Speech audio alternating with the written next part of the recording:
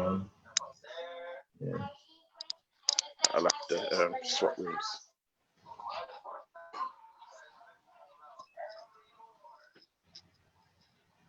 So the good news is we've got all our speakers. I think the even better news is I think everything's working. I think we are winning in terms of everything going live. It would be good if we can get a quick thumbs up from somebody that, yeah, it says that we're live. So I think that's all fantastic.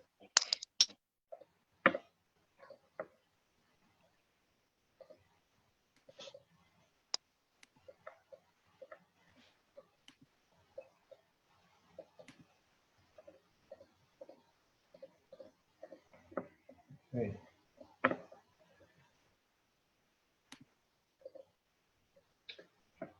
Superb.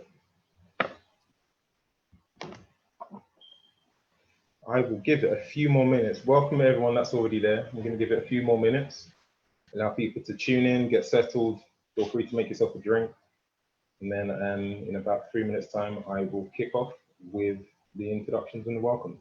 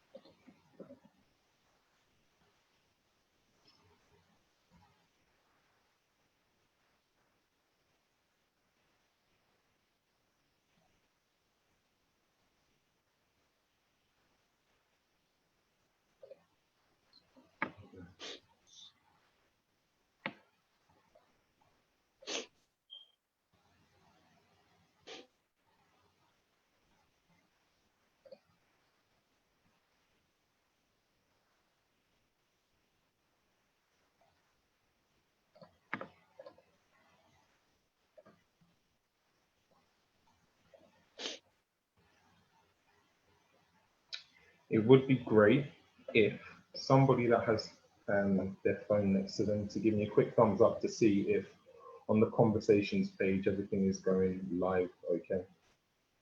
Because I don't think I can go live and see if we're live at the same time. So it's on having conversations.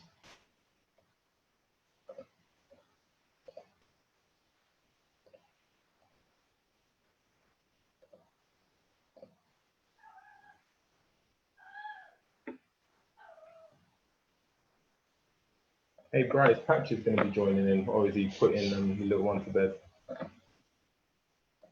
Yeah, no, he'll be down in probably about 5 minutes. Okay, super.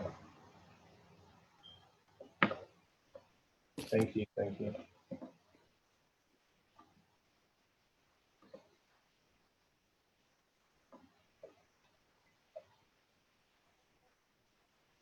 Yeah, it's like my first one.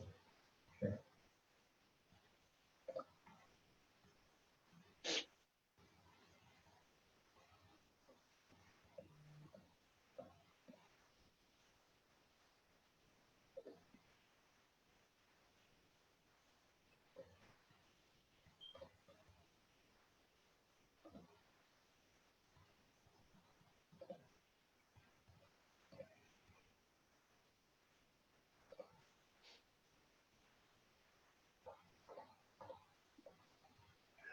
Okay, I'm going to put people over technology first because at the moment I am battling with Facebook and Facebook is winning.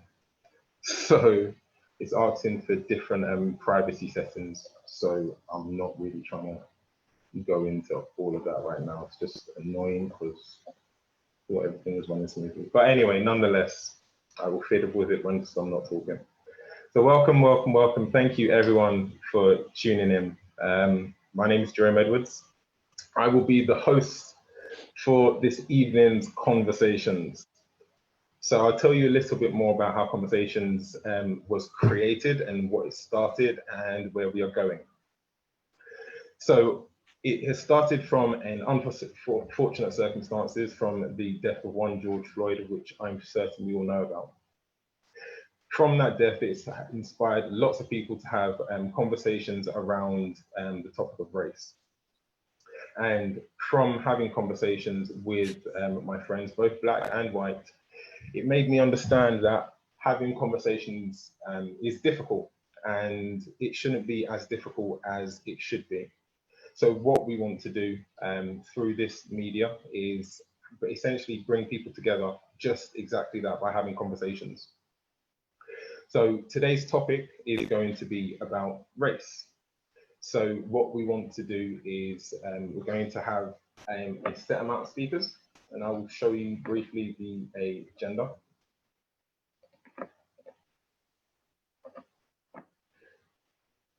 So we have got a great panel of speakers. We've got 8 speakers lined up for you today, all from different backgrounds and with varying degrees, but positive degrees on where we can go and where we are going to be heading from race. So we've got Alex Richards from Safe Alternatives, Minister High Francis Watson from Child Project, Marcus and Marcus Baker, which is going to be coming through us via a recorded video.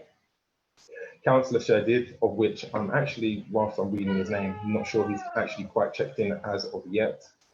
Fingers crossed he will check in, worst case scenario, we'll put him at the back end.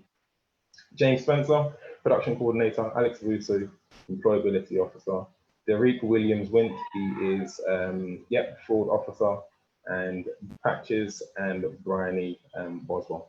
After that, we're going to have discussion between speakers, and that will be for the majority of the time. We're going to have a small comfort break, and then we will open up for Q&A. So Q&A will be for those people that are on. Again, welcome. Feel free to put your hand up, raise your hand, put questions on the live stream, on the pop-up chat, and yeah, let's have the conversation flowing. We want everyone to be able to feel like they can participate.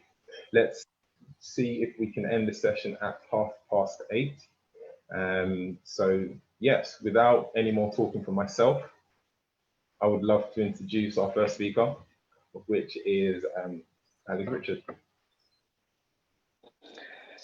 Good evening, everyone.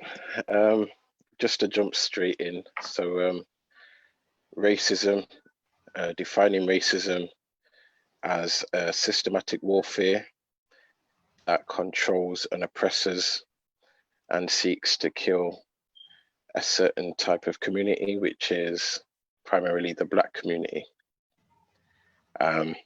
So just to put that out as being the definition for racism, since this whole pandemic has been going on, as Jerome was rightly saying, it seemed to have sparked a lot of conversations. I think that's because people have got more time on their hands to kind of look into things, but I don't think anything has actually really changed in terms of the oppressions that Black people have faced globally.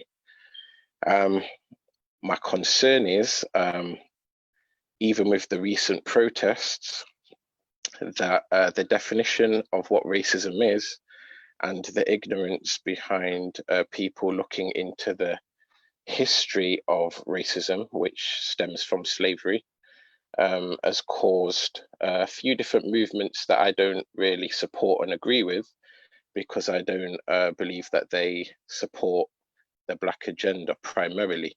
I think that there's other agendas that I've pushed on the back of those, on the back of racism, which doesn't actually address the issue that Black people, that racism has been a systematic warfare primarily for Black people. So seeing the protests recently, my recent concern is that the next generation to myself are not a generation which I think will lie down in the same way that previous generations have. And a lot of young people have been rising up and wanted to have their say, etc., etc. And it's caused what I think some racial tension between the communities, which I also believe is an agenda to create almost a race war, when originally I believe that it should be all races against racism. I fully support that. I think the ignorance behind races, looking into what racism actually is what's sparking that confusion. And as long as communities stay, I would say, ignorant to looking at the history and the root causes of racism and where it's brought us today, the government, for me, seem quite contented with and it becoming a race war. Concern that, you know, at the moment you've seen the EDL even choosing to try and close down the protest of something that was happening in London. And even now young people aren't at school. But eventually when things open up and go back to normal, what it will be like for young people, I'm not sure as yet. So I think my concern is how will we work together in trying to bring about that awareness about what racism is, and how do we tackle together almost encouraging or forcing the system to address racism at its root cause so that we're able to progress for the next generation.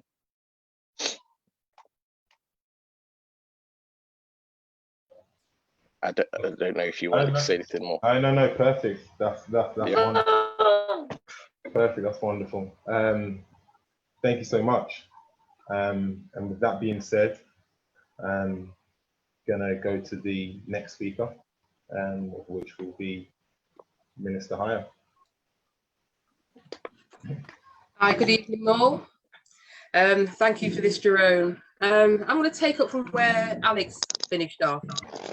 For me, racism is nothing new, you know, and I'm not jumping on the bandwagon right now with this Black Lives Matter thing, because for me, I look back and I feel that my generation, that's us born in the 60s and, you know, 50s, 60s, I blame out my generation for allowing this to continue, because we went to school, we sat down, we watched the black and white minstrels, you know, it was all put in our faces. And did we say anything about it? You know, we just allowed it to happen. But if you allow something to happen, it's going to keep growing. And it picked up speed. And now, you know, we're all jumping on the bandwagon again because George Floyd has been murdered. But how many has been murdered since that? For me, this racism thing, it's nothing new. What I would like to see, what I'd like to see, and I'd like to hear people be honest. You know, yes, I've got white friends and they tell me, oh, I don't see color, I only see you. Rubbish. Because if you see me, you must see my color. You know, so for me, this system, the government allows things to happen, but we as Black people have allowed things to happen. And for me, we need to now stand up. I'm not talking about, you know, this temporary thing that's happening, because believe me, it will die out and things will happen again and we'll be back to square one. We now need to start working together, have our own, you know, systems. The Black Wall Street, a lot of the young people are talking about that, but we allowed it to go. You know, we now need to start investing in ourselves, educating ourselves, you know, and getting to know who we are and love each other. Because once we come together as a race of people, then we can stand. I'm not saying you segregate everybody else, but for me, I can only talk about who I am. I'm Black. So my children are Black. I've got to talk about me, my children, and my children's children. And we need to safeguard them. We need to educate them.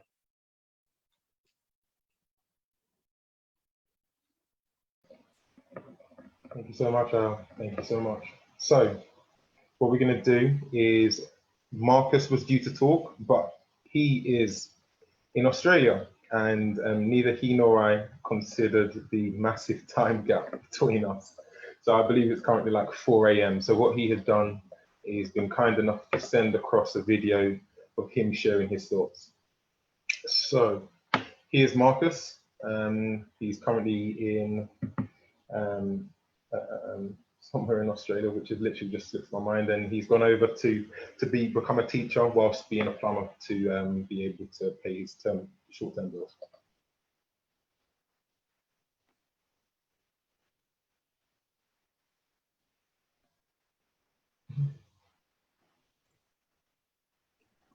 I'm not getting any sound on my own. No volume check. No sound? Yeah, no sound. Let's try that again. Thanks for the heads up. Yeah, hi everyone. This is Marcus and I'm in Sydney, Australia. Just on the move, and yeah, shout out to Jerome, just dropping a bit of a word on this conversation because I can't be there in real time. Yeah, so based on what's happened recently, especially with all the protests that have come off what's happened to George Floyd, very tragically. Yeah, in Australia here, there's a little bit about the Aboriginal people, and there's been a bit of protesting about how they've been treated over the years. And it seems like even in the UK, everyone, or all of us, are looking back into the history, and I just think sometimes it's going really, really deep.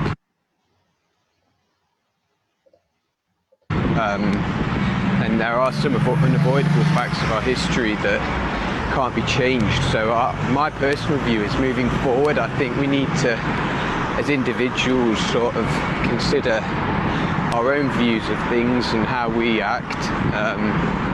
To me, I've got friends of different nationalities, cultures, and all these things, and it's never for me really been an issue. In fact, for me it's been an area of interest because I enjoy learning about other people and their backgrounds.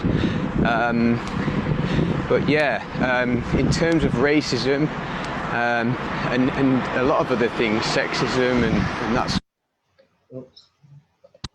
sort of thing, it's about people being sort of excluded and treated differently through conditions that are no fault of their own, just sort of from their birth or whatnot.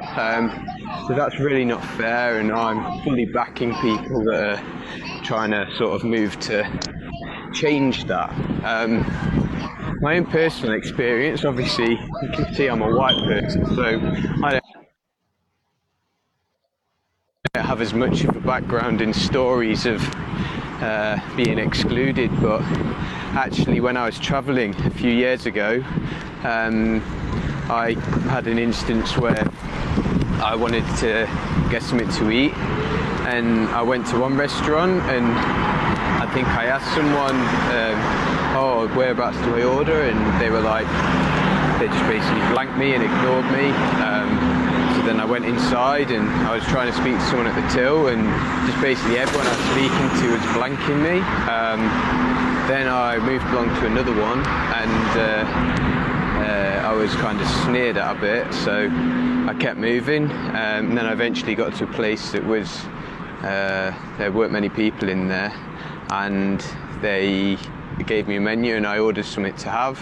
And then basically when my meal came out, it had a USA flag in it, which I found that quite amusing, and I took a picture, but at the same time I could kind of see that there was a bit of stereotyping there, and obviously, you know, I just laughed it off, but I can see how it can have a deeper impact, you know, if it's in a negative way. And so yeah, I've also been in places where I'm the only white person, and I kind of get that feeling of being the odd one out, and I don't think anyone should be made to feel like that. So yeah, as I go back to my original point, I think that as individuals, we all need to be seen to be doing what we can And sometimes that's just with a really small thing, just a really small act. And yeah, so when, as a Christian, I can sort of think back to when there was a prayer meeting and someone said that there'd been a study, maybe it was a psychological study, I'm not sure, but apparently in the first few seconds of when we meet a new person, we make a judgment of them based on how they're dressed and how they appear. And yeah, so I think that's another thing for us to focus on, is our opinion, our view of people in that first moment when we meet them, to look on them with compassion and kindness. And also another thing to remember is sometimes if people seem agitated or angry, there's a deeper story behind that. So then that comes back to the view that people share of it's good to be kind, because we never know what people are going through in their personal circumstances. So yeah, in summary, I'd just like to say that I'm fully supporting to any change, and yeah, I wish to pray and also empower people in the best way I can. So yeah, I look forward to speaking more about other topics, and shout out to Jerome again. Hope it all goes well. All right, thanks. Super. That was Marcus giving us his insight. And from that, we flow into Councillor Sajid. Fortunately, I've got a very limited view on who's actually on at the moment, and I'm not quite certain if he is actually on. Flicking through, I don't think he's on, which is very unfortunate. Okay. So yeah, with that being said, missing from Councillor Sajid, he was a councillor from Napoli, but then we will pass on to James Spencer and to kind of hear your reflections on kind of the topic of race. Hello.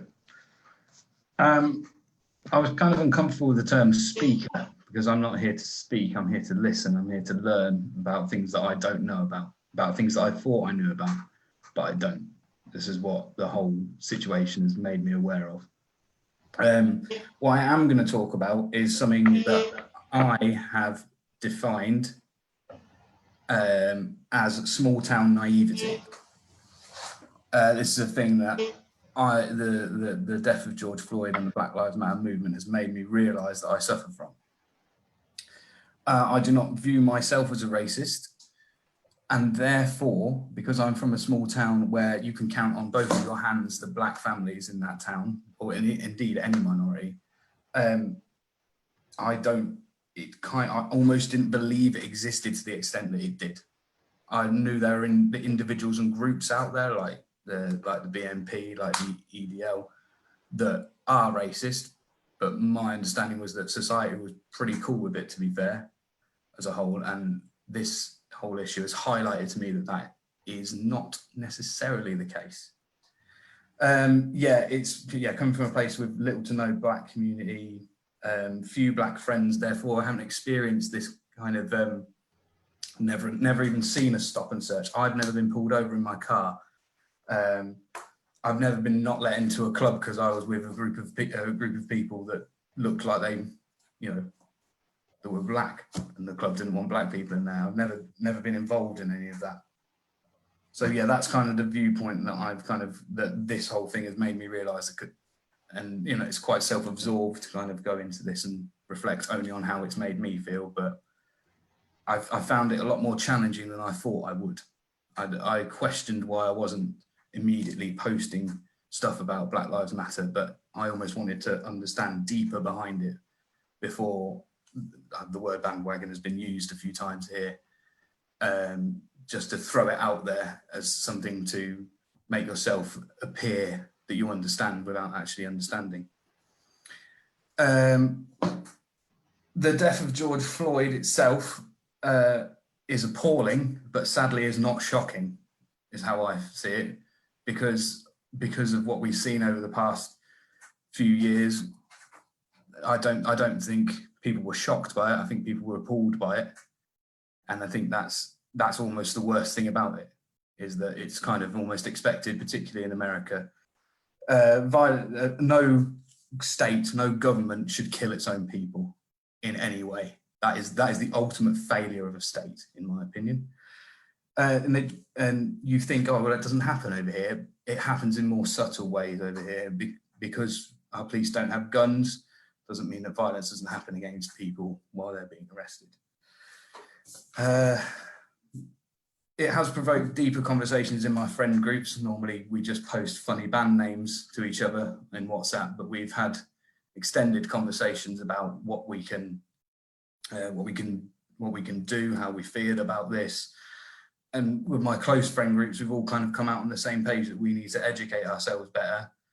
You know, we've been recommending books to each other, we've been posting videos. It's a small thing to do and it's not going to change the world, but if I can change my understanding, then maybe I can help other people do that in the long run. I think an area of particular interest for me is looking back at the kind of the British Empire and its involvement in slavery and extortion, not just of Black people, but of places like India and stuff like that.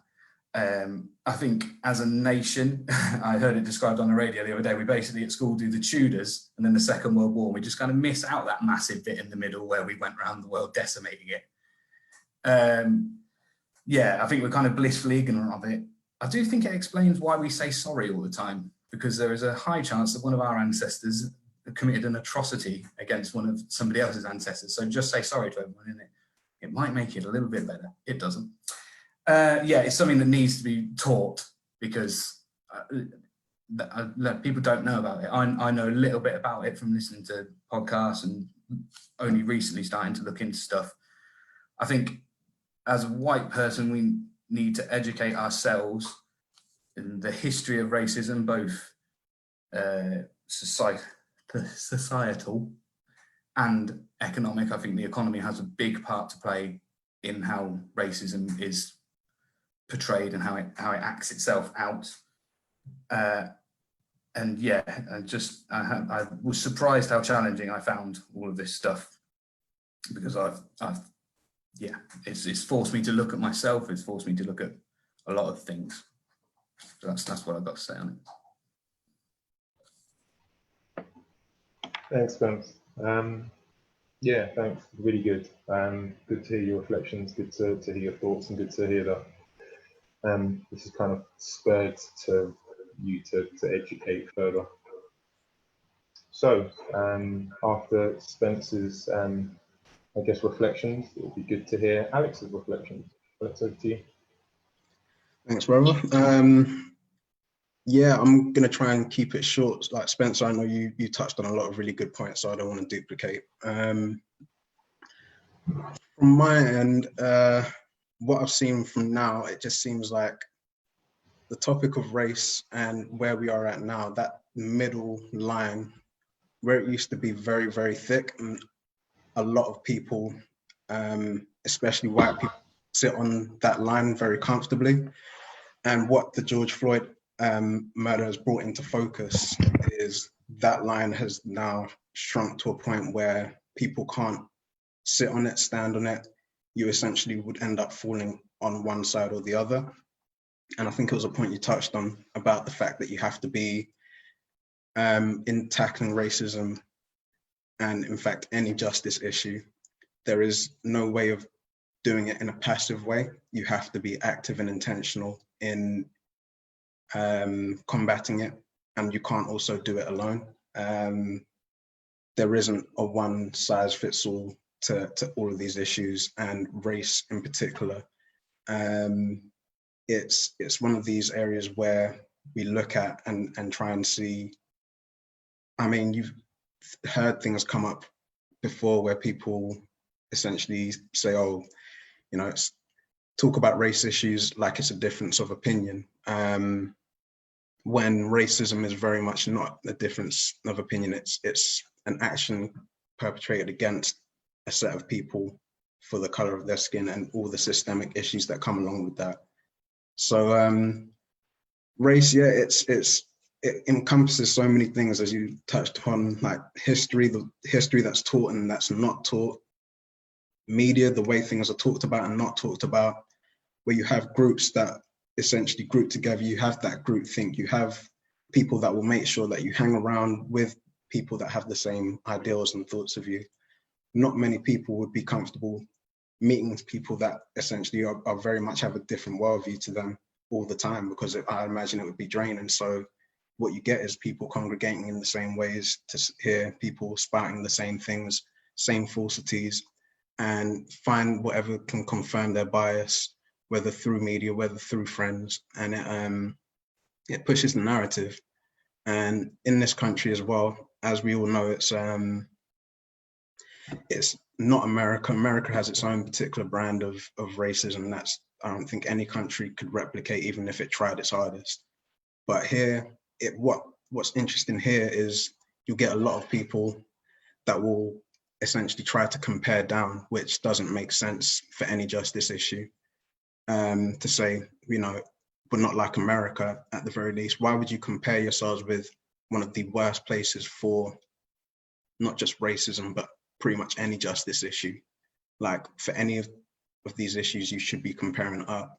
And a lot of people here don't get that, won't get that, and will use that as a way to avoid the discussion. Say victimhood, people just want to be victims, X, Y, Z, and they can purposefully miss the point. So I think often, whilst I can see people engaging with a lot of people trying to sway their mindset, their understanding, which is definitely, it's a good thing to engage with. I can see where a lot of energy is lost in people thinking that they're engaging with people in a genuine fashion. But unfortunately, I think we need to probably get better at discerning who is engaging in a genuine way and who's trying to essentially just derail you from getting to your goal and kind of stifling your energy and putting you off track, because it's not in a lot of cases that people don't understand. And whilst that is definitely a case and people are now engaging with the conversation and looking and seeing their own privilege and what it's brought about through the system,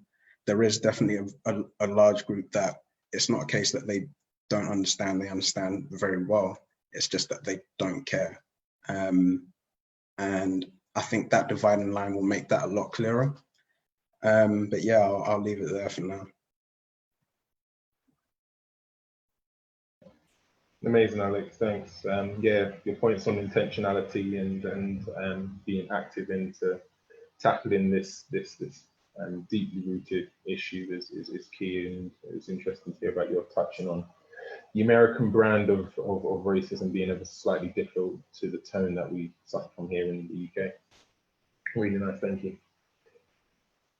And with that, we're going to go to an actual stateside friend, of which is Derek, currently on no visuals, but he is on the call. Derek, are you with us?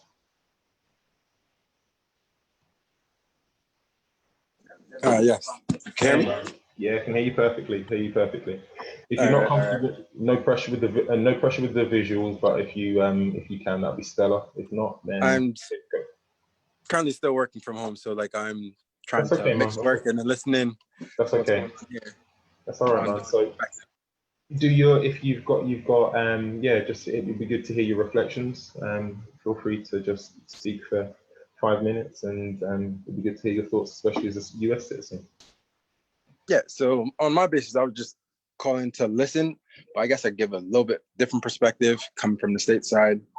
So to this point, it does seem it's pretty good to see the rest of the world chiming in, seeing what happened to George Floyd and trying to make initiative to the next steps.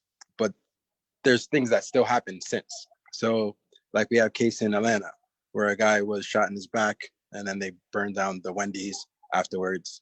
It's a thing about police brutality, and then it goes to systematic racism, and there's different parts to it. But right now, it just seems like it's a whole police brutality thing based on race as well, because the counter argument people always say is that, okay, minorities aren't the ones who only get discriminated against, but that is also included into it. It has to go down to the training of how the police officers attain to become police officers. They're based on only having to go through a 6-month training period, compared to someone who just even become a barber in the United States has to go through a two-year training.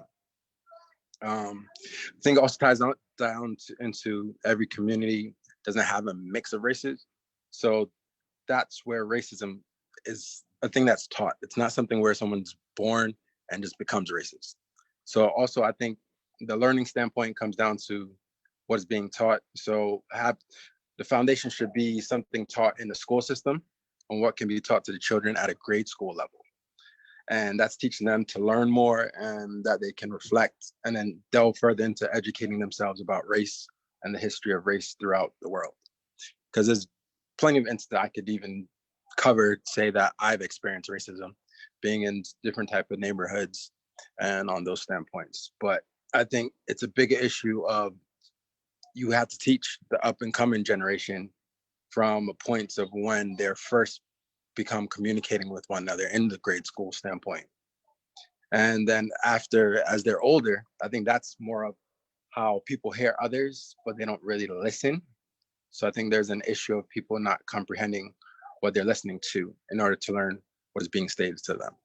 So it's more of try to understand and not try to counter argument, which comes down to why a lot of people feel they're not racist, but they're not listening, and their whole thing is to give a counter argument of saying, okay, if they hear Black Lives Matter, they're like, oh no, all lives matter. So yes, Black Lives Matter does not mean only Black Lives Matter. Just during this period and over the past years, the history shows just Black lives need some help from all lives in order to take that step forward to be, I guess, considered equal in society itself. Because a lot of people say they don't see color, but the color's there. Like as soon as you walk up to a police officer or walk by a police officer, you're seen totally different based on the color of your skin. So I think it's more of a learning standpoint where there's things been changed. Okay, Eric Garner, there's different stories of different situations. It's just accountability, and now it seems like there's momentum. But where's this momentum going to teach the younger generation? Yeah, the protests are going on, and you have people like Artifa going against that, becoming rioters. But what exactly? Yeah, laws are changing, but what can we teach? How can we teach the younger generation how to be better going forward?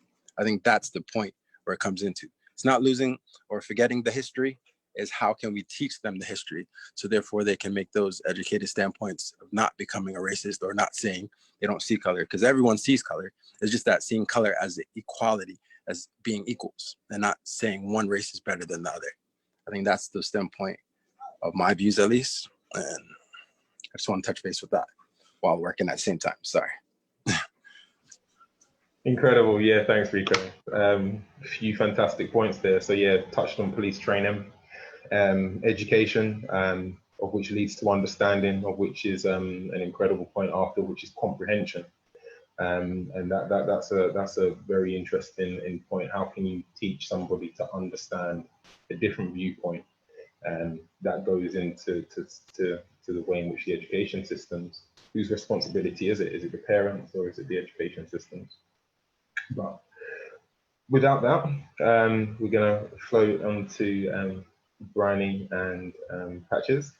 It would be great to kind of hear your viewpoints. Thanks so much for tuning in. I know you've got a young one, so thanks so much for your time.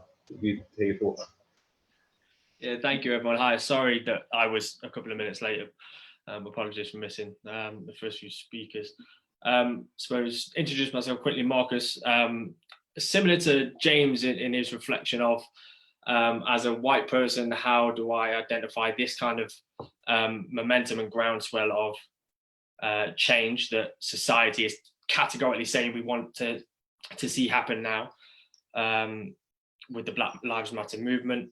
And you look at a scenario where does a white person try to impose themselves in conversations like this to say, here is what I think we can do to reform, to change, whatever it is? Do we sit back and listen and say, okay, can the Black community tell the white community what it wants out of this? That's a ridiculous notion in itself as well. There has to be combinations of all this and a real openness that no one has the right answer right now, and that hopefully we can start to move forward. So a conversation like this certainly as Brian and I have been talking over the past few days to try and think, okay, what can we contribute? What can we sit back and listen to? I think it's both of those things. It's saying, okay, if I look at the last month or so in this country, and at the point of the lockdown in the early part of April, there was a black father and his son traveling, I believe it was in the Manchester area. The police had pulled him over. He had become irate and he was tasered by the police. At the same time, you have Dominic Cummings, a white man, and his family. He's doing the same thing and getting his family to safety. And he's given a public platform with which to express his ideas as to why he did that, breaking the lockdown or whatever it was. So you look at two prime examples of a father trying to look after their family, and because it's a black person versus a white person, the outcomes are drastically different. That shocked me, certainly when the Dominic Cummings saga came out. And fast forward then to the point of watching George Floyd's murder for the 8 minutes and 46 seconds. It was really hard to grasp what was happening. Like, how is that actually a thing that is happening? And you look at that could quite easily happen in this country if it was a gun versus a taser, for example. But there are tasers that there are instances of individuals killed from the tasers also. So it makes me really nervous on reflection to think, okay, can I contribute to say, I would love to see this happen? Because we sit back and we think about our daughter, what is the world that she's going to grow up in? So for me, it starts from the education basis. It starts from when she goes into school, she's taught about a wide variety of history that's not whitewashed. It's kind of exposure as well. Yeah. Sorry. No, I was talking a little bit, sorry. No, you know, I've noticed as a new mum, you know, you go to so many toddler groups, and as Aria's our daughter, as she's starting to learn, and, you know, they don't know any different. They love everything. They love everyone. They don't care about these things. And I think you do, upon reflection, especially the past, you know, month or so, you never see, you know, you pick up all of the toys, you pick up the dollies at the toddler groups, you pick up the books, and there's no diversity at all. And it starts from there. I mean, we've even noticed, we've tried to get Aria so many diverse dolls, and she doesn't treat them any different. She sees them all the same. She kisses them, she hugs them. She doesn't see them any different. She loves them all.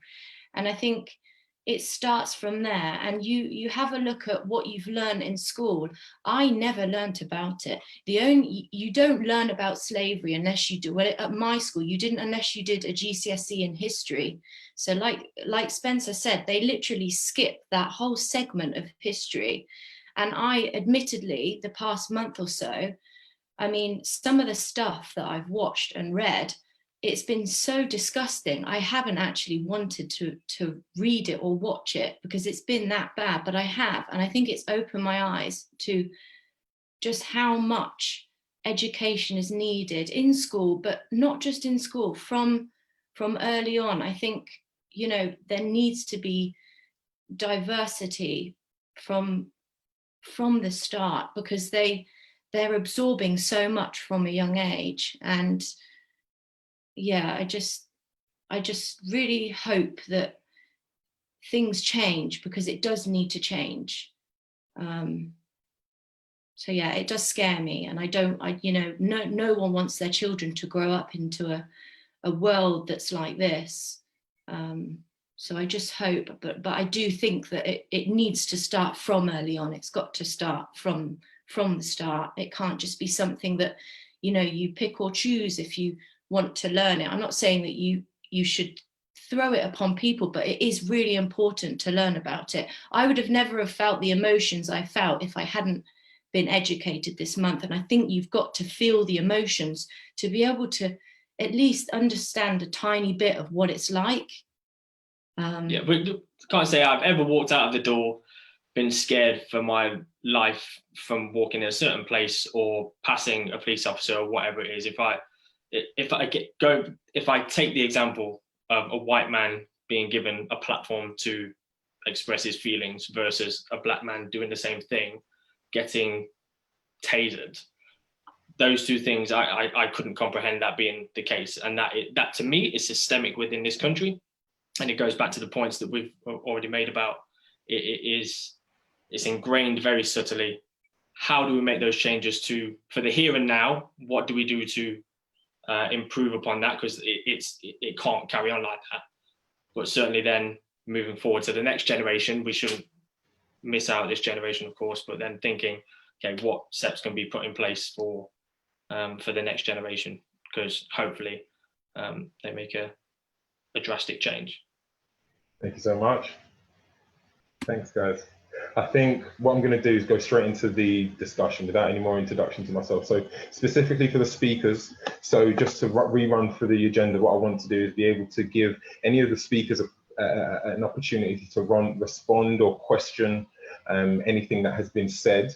And then we'll go for a quick little small break, and then we'll open up. We've got some questions in the question board, and anybody else that is currently on the Zoom or on Facebook can feel free to ask questions.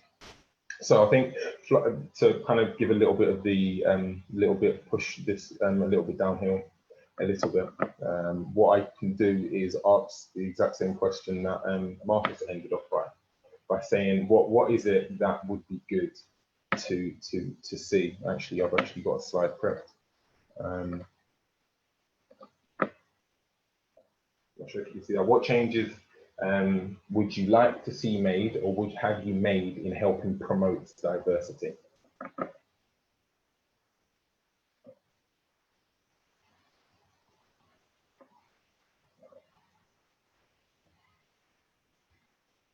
Or is that to one person, or is that to everybody? That will be to the speakers first, Malachi, and then we can open it up. However, if anybody wants to, speakers, have you got any thoughts on? You want to give any more reflections on that question?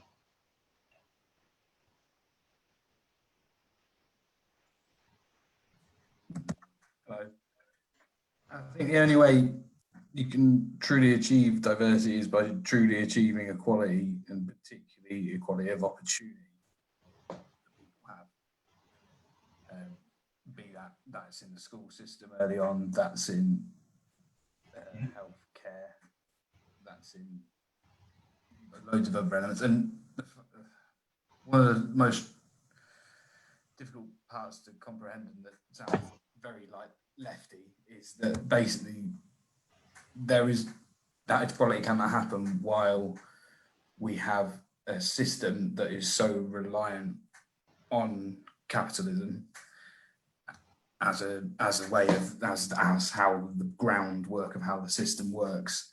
So yeah, like an individual's wealth and the wealth of their family can so adversely affect the opportunities that they have, is the same, or well, not the same, is on an equivalent level to the fact that somebody might be black or white.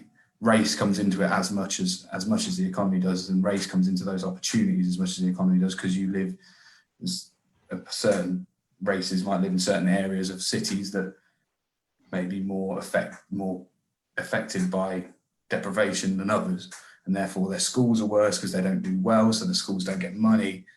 It all loops back around to that, and it needs to be, in order to promote diversity will happen if equality is achieved. Probably, maybe, I don't know. I just made that up. No, really good, man. Really good. Yeah, I like what you opened up with saying with the finding equality. Yeah, so it's a great way to respond. Guys, I'm not wanting to give my reflections. So I guess if any other speakers have something to say, please feel free. I'd echo those points as well.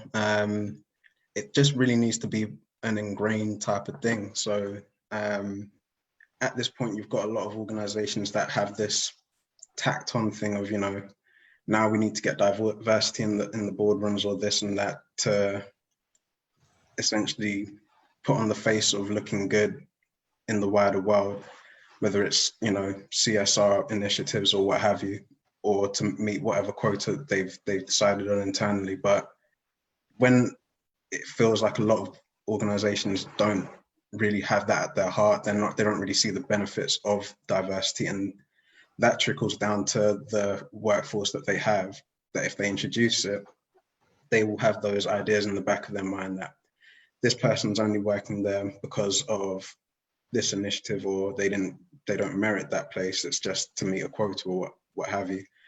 And they don't understand what diversity isn't just a thing or a buzzword just for the sake of it, but actually diversity of thought, of experience, and all these things play a much wider part in developing a richer culture and experience and better outcomes as well. So it's not a case of just leveling a playing field for the sake of leveling it, but it's improving outcomes as well. It's something that in theory shouldn't really be that difficult to explain to someone, but obviously in the time that we live in, it still is. I remember my sister had an example. So where she was working previously, they did content marketing for different clients, and like, so British Airways, they have their in-flight magazine, and I think one of their editorials or what had these different celebrities within it, and one of them in it was Lupita Nyong'o, and for each of them they had like a bit of bio data, so who they are, where they were born, this type of thing, and they put her birthplace as Wakanda, which is the fictional place from Black Panther. And to think of the amount of people that would have had to go through, editors, chief editors, kind of makes you understand that it's at that place, like the lack of diversity, like it wouldn't take somebody a second to Google that, even just Google that, to see that that's completely false and wrong.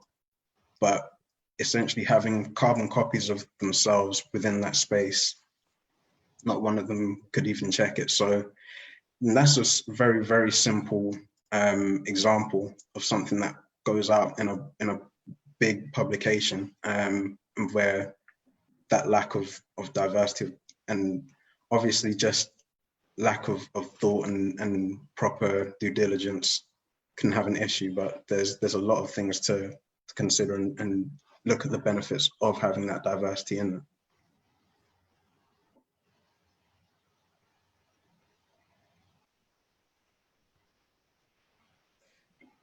Jerome, can I say something? Yeah, go for it, of course.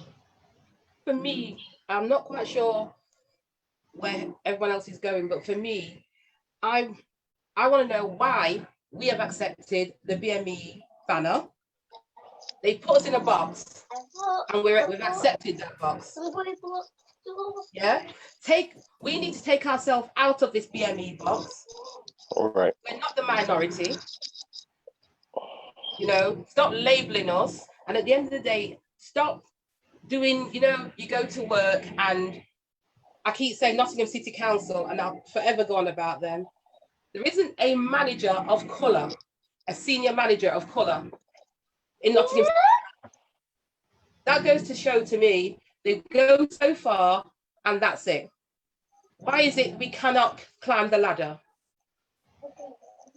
And when we do, they put you in another box or sidestep you. Now we're talking about equality, we're talking about Black Lives Matter, but until we start standing up again for ourselves, we won't matter. You know, I'm not going to, you know, oh, there's funding going, it's for the BME. Why are they having to set it aside for BME? Why can't we fit in with the generic, you know, stuff that's going on? So we've accepted, again, I'll say we have accepted them to put us in a box and put a lid on. And every now and again, they let us spring out like a jack in the box, and then they put the lid back on. It needs to stop. Can I just say, supporting also what Isaac has said, and looking at the conversation always being switched from racism to diversity and equality and the illusion of inclusion. Yeah.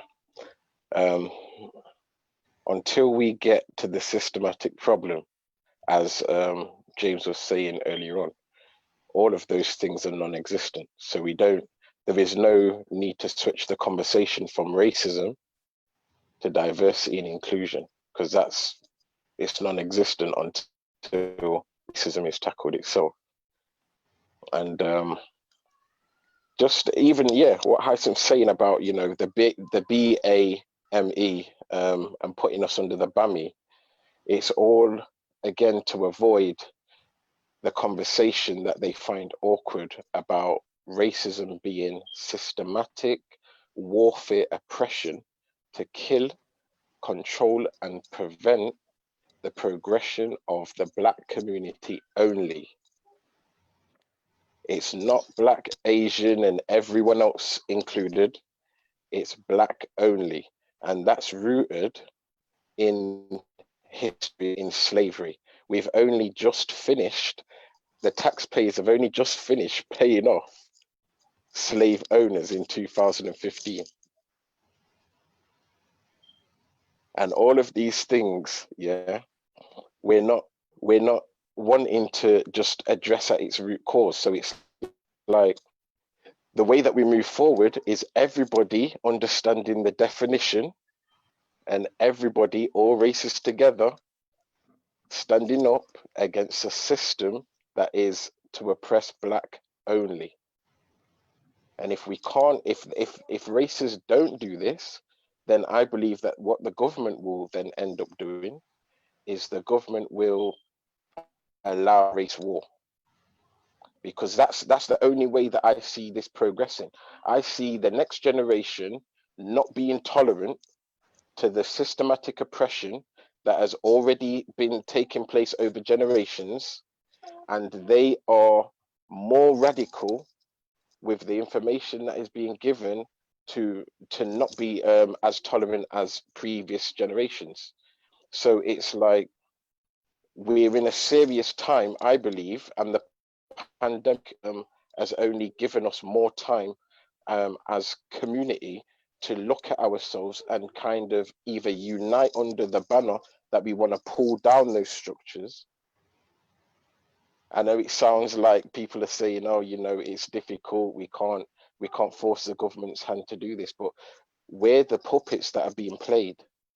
So if we all come together, and say that we're not going to be supporting a system that is consistently and has consistently oppressed a certain type of community and the next generation, because I remember the speaker that came before, I think it was Marcus and his wife, she made some very good points, as in the fact that her child plays with dolls that are of both colors, and her child equally enjoys loving both dolls, so it's something that is systematically taught them, through what they see through the media, through what they see in education, and until we kind of keep hitting that nail on its head and not trying to divert to any other cause such as equality, diversity, and all that illusion, then I think we're heading for a brick wall, which will be, eventually races of the next generation becoming more hostile towards each other and it becoming a race war.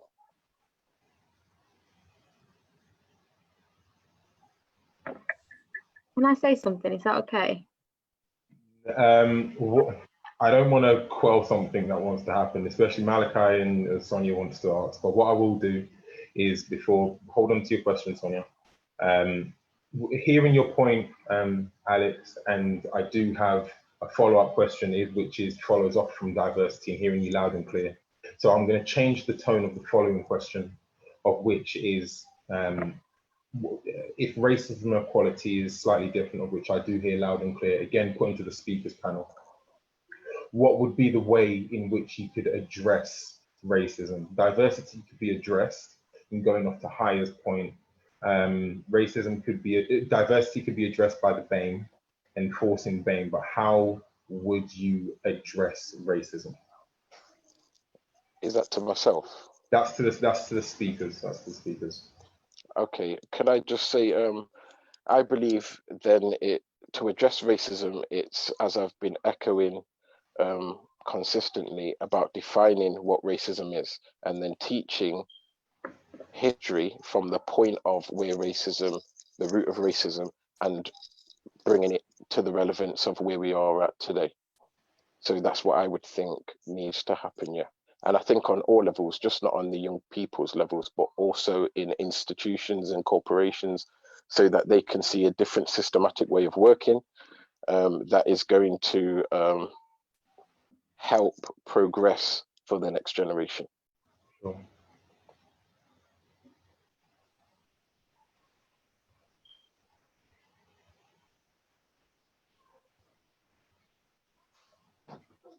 Any thoughts from speakers? Okay, what I'll do, if there's two other questions, I'll just leave it for the speakers to ponder on for a moment. So, who has the largest responsibility in triggering this change? And what would the speakers say that the next steps are?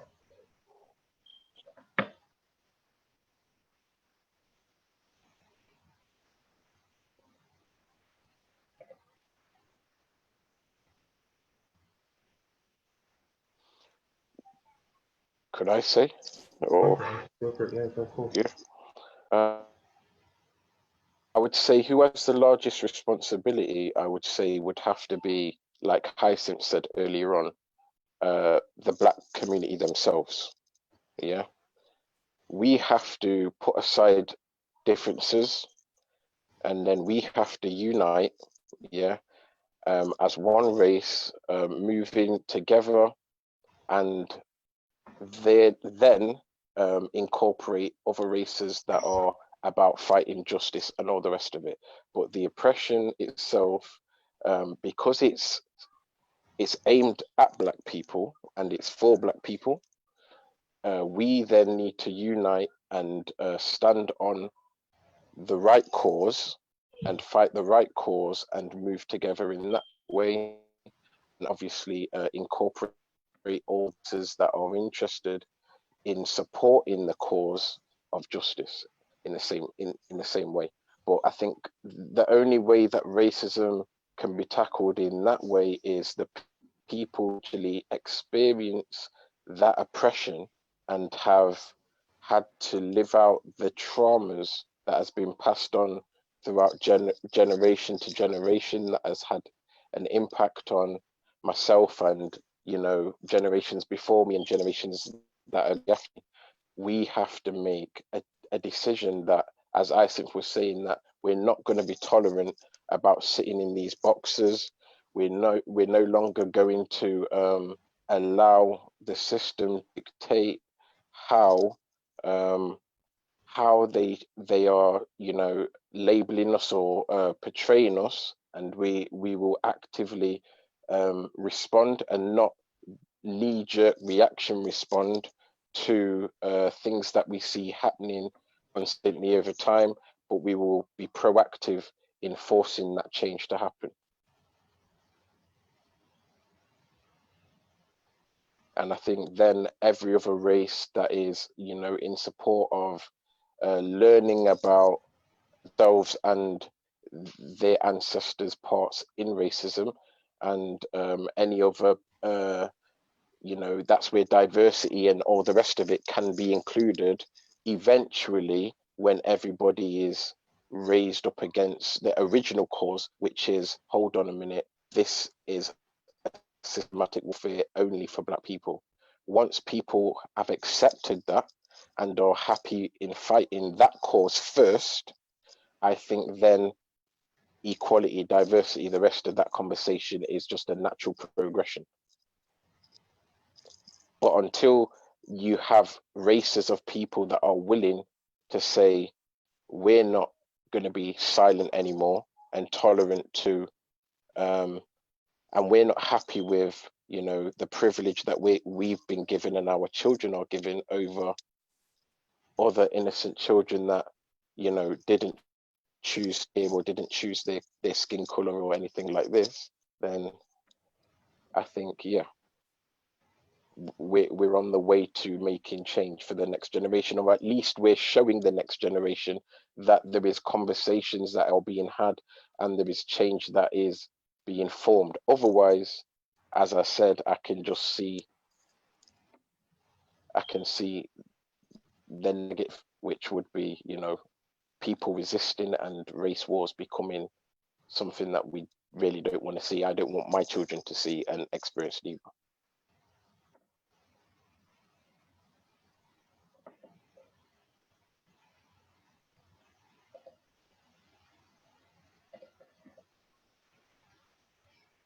Sure thing. Thanks, Alex. So we have two options. We can go for a quick break, or we can go to a straight Q&A. I know Malachi, Sonia, and got some great questions and great input in the speakers board. Just by way of head nod, should we rock on for another half an hour, or shall we just take a quick comfort break? Yes, it's for the rock on. Yes, rock on. Okay, we're seeing rock on. All right, fine. So Malachi, Spencer, but no, I'll revert back to the group chat. So we've got some great input from some others, and two things of which I may have missed. In summary, we've got Sibon, and there needs to be a focus to raise awareness and focus on on the Black and the BAME communities, the same way that LGBT and women have been focused on. Institutions, from our previous comments, institutions potentially using racism as a tool, and how do they gain? That was an input. There needs to be input both from schools and parents on how to combat racism. Do you think that here's a question. I will note down the questions as well. Do you think that reparations should be paid? And yeah, I'll pause there whilst I go back to the group chat and hand over to, and just completely open up to the board now. In terms of the reparations question, 100%. The reason why is because if we've been able to steal taxes under the noses of taxpayers that didn't actually know that they were still paying off slave owners or slave masters from generations ago, and that's only stopped up until 2015, why couldn't they use the same system in which they have taken taxes from taxpayers and pay out our generation? Because from the abomination of slavery, yeah, you have seen there that they paid out every other community other than the Black community, which automatically placed us at the bottom and with disadvantage. So every other community had land, business, place to stay. The Black community was just told that you should be happy that you're free. So 100%. I'm not for, as I said previously, the protesting, because I think that is something that we've done, tried, and it's failed, yeah, numerous times through assassinations of our leaders and people not really tackling the root cause of a movement and really following a leader. So 100% reparations would be a way forward, yeah. How it would look and how it would be, I don't know, but I think that is something that if they were to invest into the future generations, and even if it was that way, Black community only, and I'll stress that as well, yeah, not Black, Asian, and every other culture, I would say Black only, if they was prepared to take taxpayers' money, pay reparations to the next generation, such as giving my children and grandchildren and all the rest of it that platform to build on for their futures, I think that's a brilliant place to start.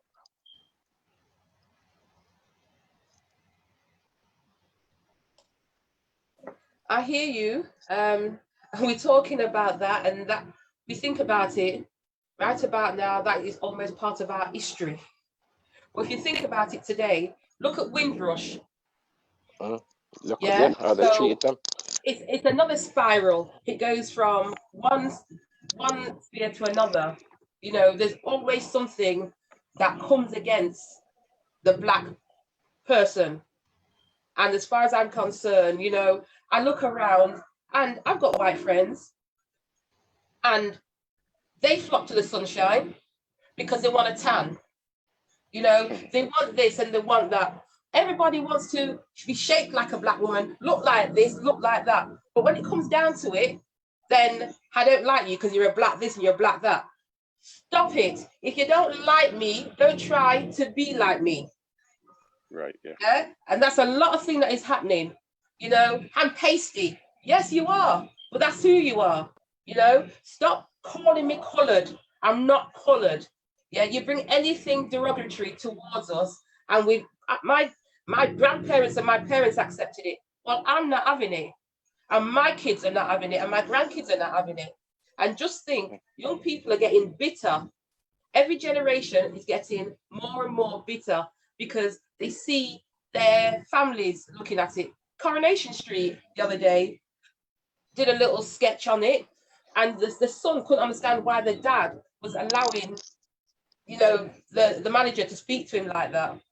You know, but it's real, and it bloody hurts, and we're sick of it. You know, I'm sick of it, and I'm not going to stand up and let anyone. Yes, I am Black, but don't put anything derogatory with it, because I don't go around calling anybody else by their culture or their color, their skin. Why is my skin so offensive?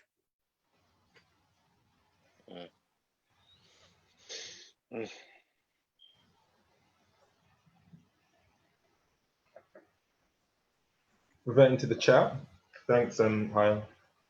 So we've got someone that's stateside that's made slight reference to the police, saying that their experience with the police hasn't been that bad. I'm not sure of that person's name. So we've got some positive input from there. We have got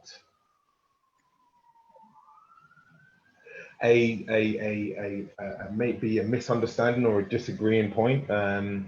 Somebody saying that it may be, in summary, if I've read it correctly, that there is racist people from different races can experience racism. That was a point, obviously, that Alex raised, but it would be interesting to kind of hear other points from other people. Alex, if not Alex, feel free to it would be good to hear your thoughts. And then going through some other points. Socioeconomic and educations and prevent progressions of race that is perceived inferior because those systems have allowed widespread ignorance of lack of education, discrimination, and racist behaviours will naturally discriminate towards other nationalities perceived to be different. There's some race reform, called for race reform, just referring back to what happened back in 1984. Are there any other kind of thoughts? I know that some people may be taking a little bit of more of a listening approach. Are there any other questions that people may have, both from speakers and those that have listened in? Could I just address the question that was about Black people or being racist coming from different? Yeah, I'm going to ask Sonia to. I'm going to ask Sonia to have her voice, and then definitely give it back to you, Alex. Oh. Okay. Yeah, so I've got my experience of. So I'm mixed race in Portugal, which is there's a lot of Black people there from Africa, but Portugal was also involved in going around the world and enslaving people from Africa, mostly in Brazil. And I remember hearing about in history lessons, because that's taught in history about how the Portuguese went all the way to India and whatever. So that's taught. And I remember I was enraged, and I was thinking, how could they, though I loved that part of the history of my country, I took pride in the achievements. I was enraged, and I was thinking that I was telling people, how can we be proud of this bit of history? Like, how could we make so much money from the slaves working for the gold and sugarcane from Brazil, and people just got away with it, basically because the royal families, they're the ones who sort of got rich, and later on, like, they fled to Brazil, back to Brazil, leaving the country like to be owned by the Spanish. There's lots of history on how we got really rich, but none of that money went into Portuguese people. It all went to the royal family. So I was just, what I'm realizing now is, like, people are very proud of the history, but people in this country don't know their history, and I think that that's a problem. Because how can you be proud of, you know, all that you've done in the wars, because that's what people of the right wing like to sort of bring forward to the discussions. How can you be proud, like, let's say, of your involvement in wars when you don't know this, but people from India and people from Jamaica were called in to help and fight for this country as well. And this is why people were allowed to stay from Jamaica and from India, because they had the rights, being sworn in to live here, to help here. So then they had the right to then stay here, which is now, that's the Windrush generation. So I think Black people have been perceived as being less, and being perceived as we're going to use them to our advantage, whatever that may be. And I don't know why that is. I don't know, what did people from Western countries find in Africa that made them want to take over their way of living? But that's what's happened. And systematically, people in the UK, I think that if you come from Africa, if you come from a different country, if you got an accent, then you're perceived as stupid and as different. And that's a massive misrepresentation of what people from other nations actually is, because it is that thing about, someone was saying earlier about, if you have diversity, we having diverse experiences, and that can only bring better outcomes, and that is true. So it doesn't really answer, I think, the questions of how to change things going forward, but I think it definitely needs to start with educating our young children properly, that being what's the word, discrimination against other nations not only is wrong for its values, but it's also wrong in the sense that people from other cultures probably have more to offer than they have, just because they have other things to offer. And that, so someone just said here, the system is corrupt, and I think that is true. And I think that we need diversity now in the decision-making level, so that we can start making changes for future generations. Because what happens in schools currently, you cannot teach these things here in our 15-20 minutes form time. That's not possible. So yeah, that's my take. Thank you.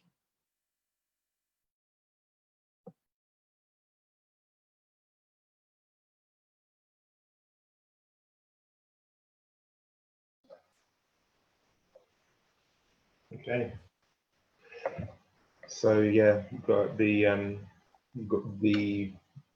input from someone saying that the gold in the oil was part of what has attracted them to Africa, and obviously, as we may know, that that's a large point of profit for those that were conquering and in British empires to go into these third world countries to receive the benefit from that. So yeah, what we will do is go back to, if there's any other thoughts, and go back to a thought that was raised about, and it's an interesting point for myself as well, that only Black people, if I got this right, only Black people are able to experience racism. So from the comment within the section, to which I somewhat agree with, to say how is it that other races that could be classed as within the BAME or Asians do not experience racism. So that was a point that Alex raised. So I guess if anybody else has some thoughts, feel free to chime in. Can I jump in or the wait off? Can I speak or do I still have to? Yeah, go for it, Alex, go for it. All right. It's just heading straight back to the point of the racism again. Yeah. So a racist is loves their own race, but that doesn't actually have to be at the detriment to any other race. It can just mean that they are proud of their history, their heritage, or etc. Racism, systematic and an economic warfare, yeah, to control, to kill, and to prevent the progression of a certain type of people. So globally and worldwide, yeah, the only type of people that face that sort of oppression worldwide is Black people. And the reason for that is because we don't have any military, we don't have any economical base, yeah? So we're not in a position of power to prevent, to kill, and to stop the progression of any other race. Yeah, so a racist can be discriminative against another race, correct? But that's called discrimination. Yeah, it's not racism. Racism is a system of power. Yeah, that Blacks do not have worldwide, globally, even in Africa, where they consistently steal our resources. Yeah, we don't have any power. Yeah, so it cannot be. We can be discriminative, yes, but we cannot be we cannot, like I said to you, as a definition, and this is why the government is quite happy, because it could be very simple.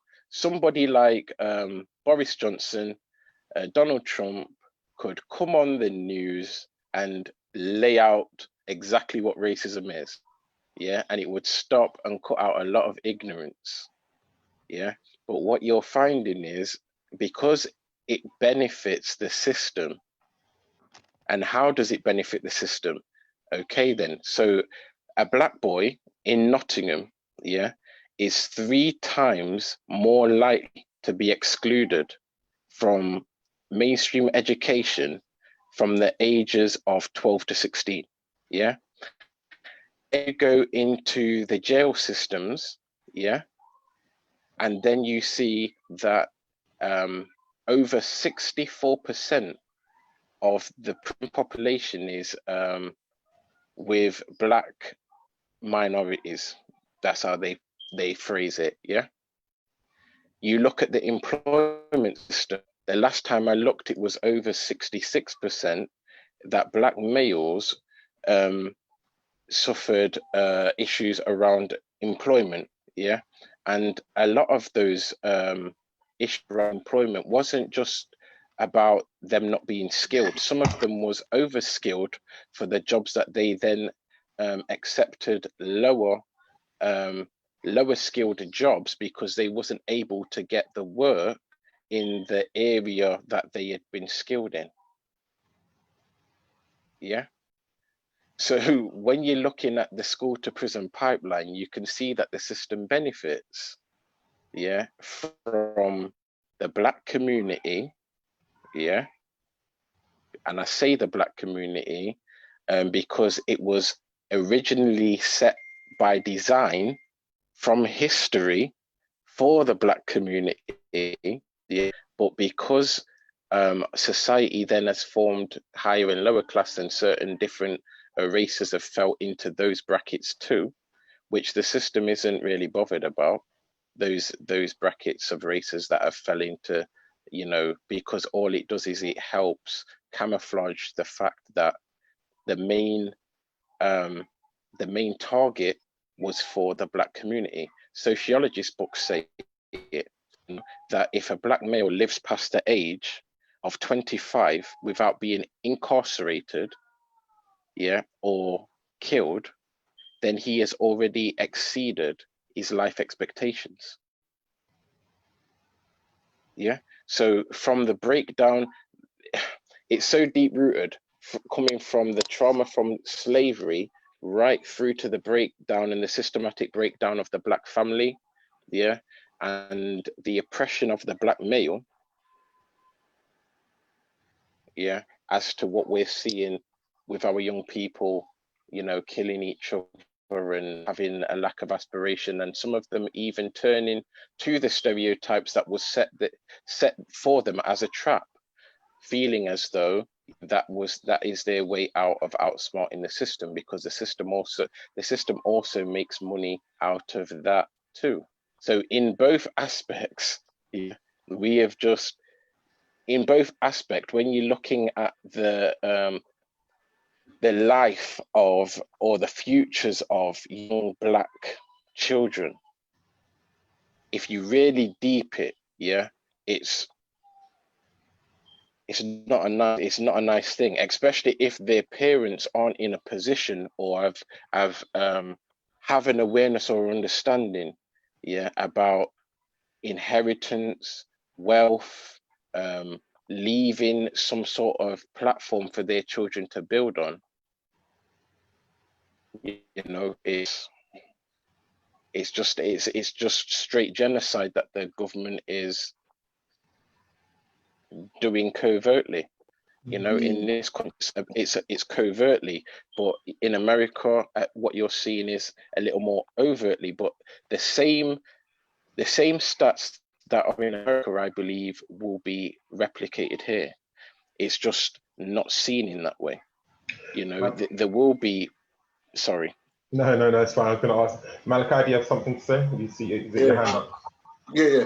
I mean, my understanding is directly you're talking about the family.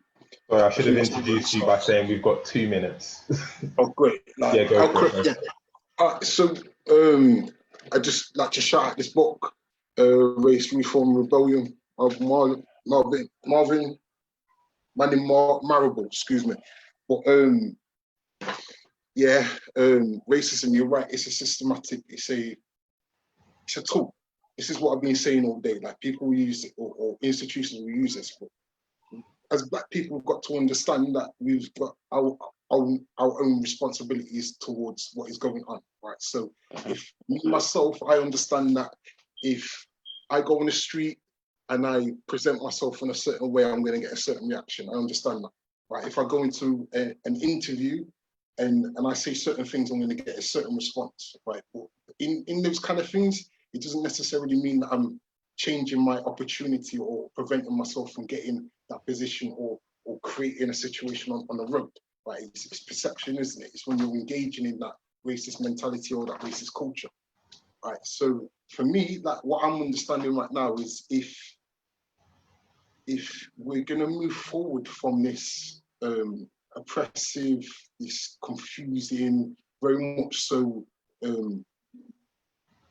dominating environment that we're living in, then we as a people have to do that and say, okay, well, enough's enough, right? We've got to figure it out. Not asking them to say, oh yeah, we want money or we want this, that, and the other. No, that's in my opinion. But it takes, like you said, the family. It takes the knowledge of the education, our history, how we can develop our minds as people. Remember, we've been through a lot. We've been through a lot of trauma. So we've got to heal that in ourselves, and we're more than capable. black people have got an economic power over in America that is like twice as what it is in England. Do you know what I mean? They've got money. It's not about money. It's, to me, it's about addressing the culture, the racist culture. When you're out there being able to say that, obviously you got the police and that like moving on people in the way that they do, but it's being able to say and understand how me as a person can benefit or change that situation. Like, I don't want to look at my kids just yet and say, okay, well, I'm gonna make sure that I teach my children this, that, and the other, because I expect my kids to understand, not understand, but to be aware. And I show my kids like everybody else does. They show the kids and explain to them, well, certain things are going on, you know what I mean? And you have to show them and strengthen them in these kind of areas. Right? But for me, as an Indian, I'm 34, right? I'm not giving up. I'm not just turning to my kids and saying, okay, well, we've got to just make sure you lot do better. There's a lot of things that we can do as in our generation, in Hyacinth, your generation, that we can engage with to benefit not just ourselves, but our kids as well. Do you know what I mean? We can make this change. Do you know what I mean? But it's what I want to know personally, what Mighty Whitey gains from walking down the street and saying something under his breath, right? I'd love to know that, because if I'm walking down the street and I see somebody that I don't know, I feel a bit intimidated by or something, whatever, and I feel the need to say something to him, I don't gain nothing from it. I don't gain anything at all from it. So it's from there, like, I believe at this present time and moment, that the way forward is knowing what they're gaining rather than understanding and obviously Black Lives Matter. And obviously I'm big Black Lives Matter supporter and kind of things, but protesting and these kind of things, even policies and legislations, because people can say, oh yeah, well, we'll make sure that we have however many Black people in our organizations. But they're just saying that. They don't have to adhere to it. And then when that Black person does get in there, they're getting only the stick, and it can work against people. You see, it's like politics. It's like a game of chess, isn't it? Do you know what I mean? I'll leave it at that. Okay. Amazing. Thank you so much. I want to summarize. I've written down some really, really key points. I'm sure I'm going to do a bad point, but educating the younger generation to not follow the footsteps of the previous generation, tackling institutional racism. Diversity may not be the best way to tackle racism, being as that it doesn't actually tackle the root cause. It's going to take a combination of Black and white people, or majority and minorities, to find a middle ground in order to build a better future to tackle racism. And also Black people need to be able to build from our own resources to integrate to the society in order to build a stronger hand in what we actually want to see change. So with that being said, thank you all so much for dialing in. I have created this, as I was saying, off the back of what's currently happened. We can continue the conversation. So to do the plugs now. Yeah, share, follow everything on Having Conversations. We will see how things continue to develop. If you have any comments to continue either this conversation or to have another conversation, we will continue it. I won't be the moderator. There'll be a different moderator for each different talk. So don't expect me again, but we can continue to have different conversations. So thank you all so much for dialing in. It's been incredibly informative, and thanks for everyone that's interested over comments and over social media. Thanks for putting this together, man. No problem. Sure. And it was really good to hear from everyone and have that points of view.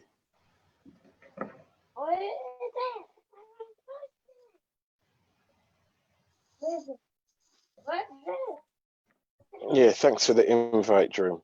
Hey, no problem. No problem. I'm gonna stop the live now.